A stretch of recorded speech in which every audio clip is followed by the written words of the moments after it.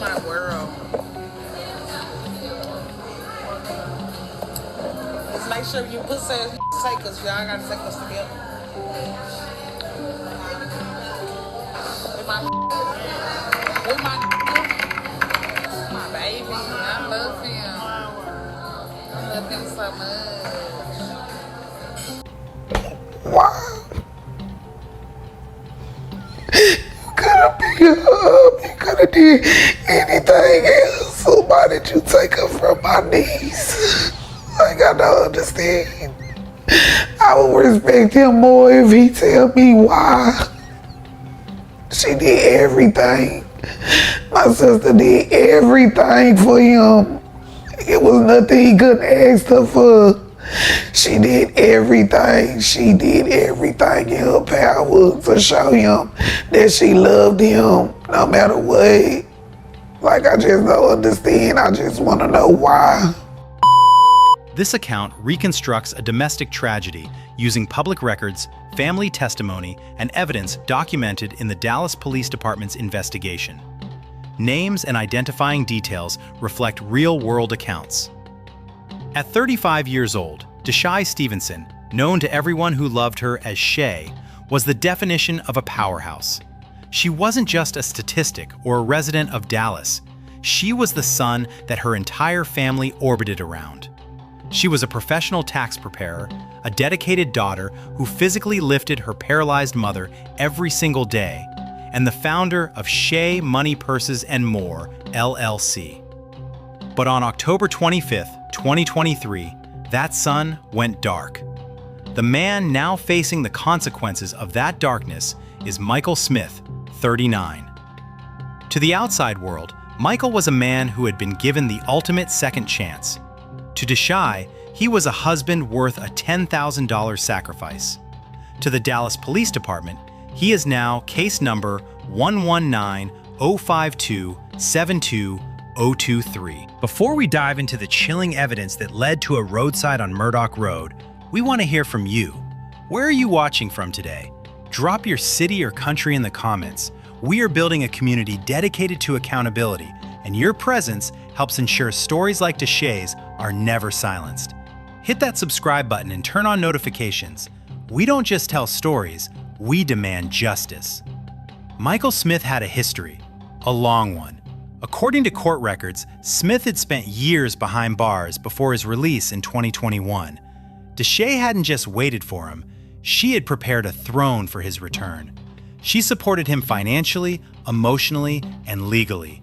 But as Deshae's star rose, as her business grew and her influence in the community expanded, something inside Michael began to rot. The red flags weren't just feelings, they were documented moments of escalation. Neighbors and family members have since come forward, describing a pattern of behavior that smelled like a relapse into drug use and tasted like toxic jealousy. Frame by frame, the security footage from a neighbor's Ring camera on October 22nd shows Michael pacing the driveway for 40 minutes before Deshae pulls in. You can see the tension in his shoulders, notes lead investigator Miller in an early incident report. But the most haunting piece of evidence didn't come from a camera, it came from a phone call. On October 21st, her sister Jasmine's birthday, Deshae called with a message that would later serve as a psychic blueprint for the tragedy. "Sister, I feel like I'm going to die," Deshae whispered over the phone. At the time, Jasmine tried to brush it off, thinking it was just the stress of the new shop opening on Malcolm X Boulevard. But the evidence suggests that Deshae wasn't just stressed, she was being hunted within her own home. Michael's resentment wasn't just about the money, it was about the power dynamic. While Deshae was becoming a pillar of the community, Michael was relapsing into a world of PCP and paranoia. He began accusing her of setting him up, a common delusion for those spiraling back into the system. On the night of October 24th, the tension hit a breaking point. Maya, Deshae's 17-year-old daughter, began calling her mother. No answer. She called Michael. He didn't answer for her either. The GPS data from Deshae's vehicle shows a zigzag pattern through Pleasant Village at 3:45 a.m., the police report states. It wasn't a commute, it was a search or a flight. What happens when the person you saved becomes the person you need saving from? Michael Smith thought he could hide in the shadows of the South Dallas streets he knew so well. He thought that by dumping a car and disappearing into a barbershop, he could erase the woman who gave him everything. But he forgot one thing. Discretion Stevenson was loved, and a woman loved so much does not disappear quietly. The shocking moment the family found the car and the handprint on the window that told them everything they feared was true. We'll also look at the standoff that brought a Dallas SWAT team to Michael's door. Do you believe that $10,000 bail was the first step in this tragedy? Or was the system's failure to monitor Michael Smith the real culprit? Let us know your thoughts on parole monitoring in the comments. The family was searching. The police were knocking and flashing. But while the authorities were telling the family there was nothing they could do, a body was lying in the tall grass of a roadside, alone. And Michael Smith? He was already planning his next move. The search for Discretion Stevenson didn't begin with a police siren. It began with the silence of a daughter's phone. 17-year-old Maya knew her mother's patterns like her own heartbeat. Discretion didn't miss calls. Discretion didn't leave her paralyzed mother unattended. By 4 a.m. on October 25th, the silence had become a scream. "We called the laws that night," Jasmine Stevenson stated in a later interview. "They just kept saying it was nothing they could do. They knocked on the door, they used the flashlights, but they told us to get in the car. They were rude. They didn't see the urgency we felt in our bones." While the authorities saw a missing person report, the family saw a crime scene in the making. Michael Smith wasn't at the house. He wasn't answering Maya. He was a ghost. And in the South Dallas underworld, ghosts usually mean trouble. To understand why this happened, we have to look at the man Discretion brought home. Internal communications from the parole office reveal a disturbing trend. Smith wasn't just quiet, as the family thought. He was a powder keg. Subject has shown increasing signs of instability. A redacted parole memo from August 2023 reads, "Reports of drug relapse, TCP, and erratic social behavior. Subject expresses resentment regarding spouse's financial independence."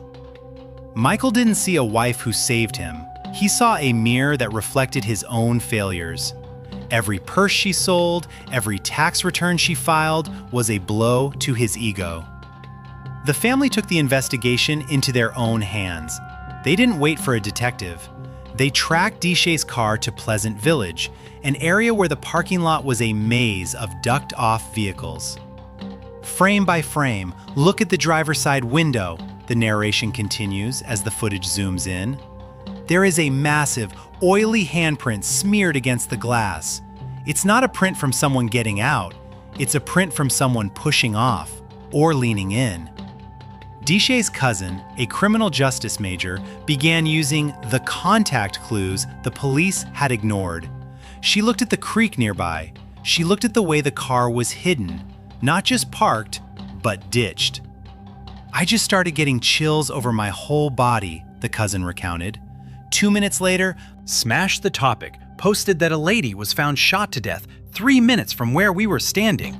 Do you think the police should be held liable when they ignore a family's plea for help in a domestic violence situation? Should there be a mandatory, immediate response law for known high-risk offenders on parole? Let us know your thoughts below. The family was standing over a ditched car when the notification popped up on their screens. A Jane Doe had been found on Murdoch Road. The investigation now tracks 2 simultaneous timelines. While the family was racing toward the crime scene, Michael Smith was already at a gas station. The evidence shows Michael wasn't just running, he was spiraling, the narrator notes. Reports later confirmed he was so saturated with PCP that his reality was fracturing, but he was coherent enough to hide. When the family arrived at Murdoch Road, the police didn't have to say a word. The officers didn't want to confirm it was Discretion. They just looked at the ground. They gave a slow, somber nod of the head. Why was a man with Michael's history allowed to relapse so deeply without intervention? Discretion had done her part. She gave him the $10,000, the home, the love. But the system that was supposed to monitor him had gone blind. He was jealous of a female, Jasmine Stevenson said, her voice breaking. And it wasn't like she didn't give him nothing. She gave him everything. You ain't a man if you're jealous of a woman who is carrying you. The tension was now at a maximum. Deshai was gone. Michael was at large. And in a small house in Dallas, a paralyzed mother and a 17-year-old girl were waiting for a knock on the door that would change their lives forever. But the most shocking piece of evidence was about to emerge, a video of Michael leaving a hospital just hours before the SWAT team closed in. What was Michael doing at the hospital? And how did a local barbershop become the final stage for his capture? The investigation into the murder of Deshai Stevenson took a bizarre and disturbing turn on the morning of October 25th. While her family was collapsing in grief on the shoulder of Murdoch Road, the man they called husband was being caught on a different kind of camera. A major piece of evidence emerged from a local hospital's surveillance system. Michael Smith hadn't just run, he had sought medical attention. The footage shows Michael Smith staggering out of the emergency room doors, the narrator points out. He isn't injured, he isn't bleeding, he is vibrating with the effects of a massive dose of PCP. This revelation changed the trajectory of the case. It wasn't just a heat-of-the-moment argument, it was a total psychological breakdown fueled by substances and a toxic obsession with his wife's success. But even in his drug-induced stupor, Michael was calculating. He didn't stay at the hospital. He knew the police would be looking for him. The search for Michael Smith didn't end at the hospital. It moved to a small, unassuming barbershop on the other side of town. Someone had seen him. A witness, someone who recognized the man from the wanted posters that were already flooding social media, spotted Michael running from a gas station across the street and ducking into the shop. They seen him coming from a gas station, running across the street to a barbershop, Jasmine Stevenson recounted. They made the call. The police went up there to arrest him. That's where it ended. But it didn't end quietly. Before the arrest at the barbershop, a SWAT standoff had occurred at the couple's home. Frame by frame, the camera footage shows tactical officers breaching the front door, the narration explains. They expected a shootout. They expected Michael to be waiting with the same weapon he used on Deshai. But the house was empty. The only thing left behind was the evidence of a life Michael was determined to destroy. And now, that mistake is costing him everything. The moment Michael Smith stepped into that barbershop, his life as a free man, the life Deshai had spent $10,000 to give him, was over forever. The transformation in this story isn't just about Michael's arrest, it's about the revelation of his true nature. The quiet, laid-back husband the family thought they knew was replaced by a man the cousin described as a monster behind closed doors. Because Michael was a convicted felon on parole and the crime involved a firearm, federal triggers were pulled almost immediately. The Dallas County grand jury didn't hesitate. The evidence presented to the grand jury included GPS data, ballistic matches from the Murdoch Road site, and the PCP toxicology report, a legal analyst notes. This wasn't just a murder. It was an execution of a woman who was the primary support system for two vulnerable people. While Michael was being handcuffed in a barber's chair, Deshai's 17-year-old daughter, Maya, was discovering the truth about the secrets her mother had been keeping. New evidence from Deshai's phone showed messages between her and Maya, the narrator reveals. They were best friends. Maya knew about the treating, the yelling, the jealousy. She was the one Deshai talked to at 2 a.m. Maya was holding the weight of her mother's fear while trying to finish her senior year of high school. The realization that Deshai's strength was actually a shield protecting her family from the truth made the tragedy even more unbearable. She died trying to save a marriage that her own instincts told her would be her end. Michael Smith thought he could hide in the chaos of a PCP high. He thought the system he had cheated for years would let him slip away one more time. but the community Deshae had built was stronger than his shadows. The arrest was made, but the battle had just begun. Wait until you hear the testimony from the barbershop witness and the devastating impact statement from the mother who can no longer move without her daughter's arms. The arrest of Michael Smith was only the beginning of a cascading collapse. As the PCP cleared from his system in a jail cell, the reality of what he had destroyed began to ripple outward, shattering the lives of those Deshae had spent her life protecting. The legal weight against Smith began to mount with surgical precision. This wasn't just about a single night. It was about a documented pattern of domestic terror. The defendant didn't just take a life, he dismantled a community's infrastructure, the district attorney stated during a preliminary hearing. He removed the primary caregiver for a paralyzed woman and the sole provider for a high school senior. The calculations of his cruelty are found in the silence of the home he left behind. Expert witnesses began to dissect the jealousy motive. Psychologists pointed to a phenomenon often seen in domestic violence cases involving successful women: fragile masculinity aggression. Mr. Smith could not reconcile his identity as a street dude with the fact that his survival depended on the labor and intellect of a woman, an expert witness testified. His jealousy wasn't a side effect of his drug use, it was the core of his resentment. The drug simply removed the last of his inhibitions. While Smith sat in a cell, his personal world was being systematically dismantled. The $10,000 bail money Deshae had paid? Forfeited. The house they shared? A crime scene he would never return to. Even his own family began to distance themselves as the details of the barbershop arrest went viral. Frame by frame, the camera footage from the arrest shows Michael looking at the officers not with remorse, but with a terrifying blankness, the narrator notes. He didn't ask about Deshae. He didn't ask about Maya. He only asked how they found him. The most devastating consequence of Smith's choice wasn't felt in the courtroom, but in a bedroom in South Dallas. Deshae's mother, paralyzed and bedbound, now faced a world without the woman who was her hands and feet. "It's a hard pill to swallow," Jasmine Stevenson said, her voice heavy with the reality of their new life. Missing her energy, her vibe, us having to go give her mom and her daughter the news after a 4-hour standoff. How do you tell a woman who can't move that the person she depends on for every breath is gone? The 17-year-old best friend of her mother was now forced into an adulthood she didn't ask for. She was facing her senior year of high school, the prom, the graduation, the college applications, with a void that no settlement or jail sentence could fill.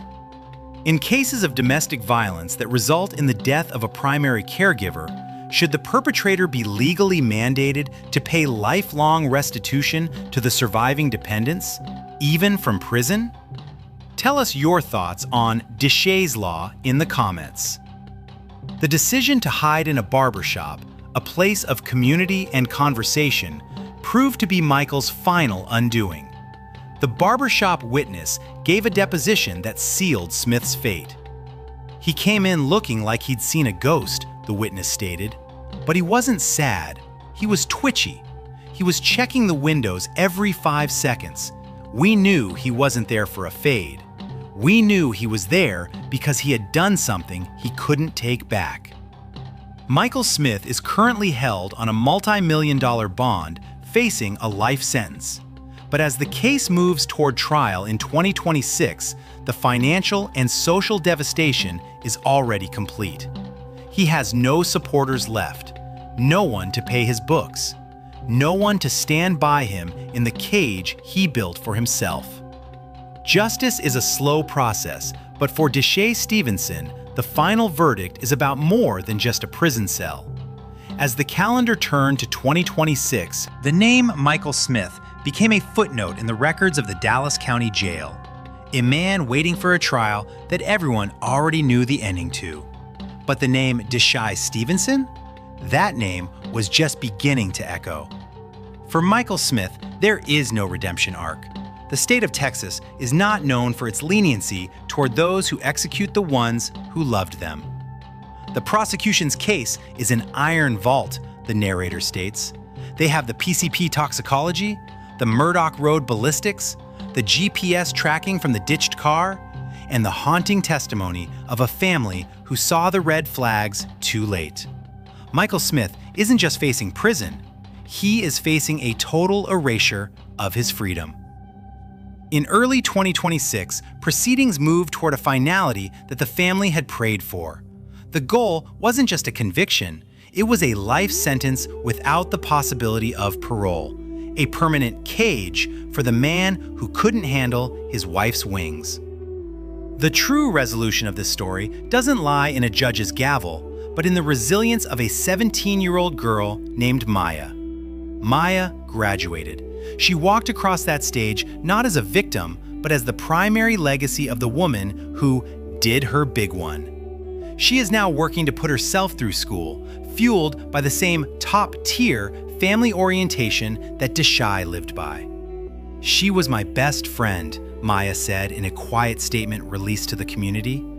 "He took the only thing I had, but he didn't take what she taught me. He can't kill the drive she put in me. I'm going to be everything he was afraid she was." Deshai's home remains a sanctuary of her memory. Jasmine Stevenson describes walking through the house and seeing nothing but peaches, the symbol of Deshai's happiness and her vibrant, loud energy. The family has taken over the care of Deshai's mother, ensuring that the burden Michael intended to create was instead transformed into a circle of communal support. Deshai Stevenson's story isn't a warning, it's a call to action. She was a woman who gave everything and was punished for her generosity. What does justice look like to you? Is it enough for Michael Smith to sit in a cell? Or does true justice require us to change how we protect women who are quietly carrying too much? If you have been moved by Deshai's life, not just her death, share this story. Use her name. Let it be a reminder that strength shouldn't have to be a shield, and love should never be a sacrifice. She made an impact everywhere she went, the narrator concludes. And through her daughter, through her sister, and through everyone watching this today, that impact is only getting louder.